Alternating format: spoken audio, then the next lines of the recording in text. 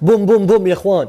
اوبا، احتمال نشوفها الموسم الجاي. رياض محرز في القادسية. هذا الانتقال غير خريطة التوقعات تماما، وترك علامات استفهام كبيرة عند جمهور الأهلي، وفرحة عارمة عند عشاق القادسية.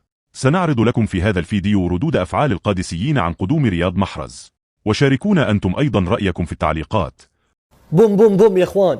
اوبا، احتمال نشوفها الموسم الجاي. القادسية ناوي يفجرها يا حبيبي. يقول لك نادي القادسية حاليا يحتاج جناح ايمن، والاصوات اللي داخل النادي حاليا حاطه عينها على لاعب النادي الاهلي السابق رياض محرز. ممكن نشوفه بقميص نادي القادسية الموسم الجاي.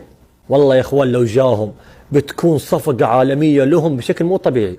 الصراحة رياض محرز لو راح للقادسين يبارك لهم من الحين الدوري وربي نروح نشربه.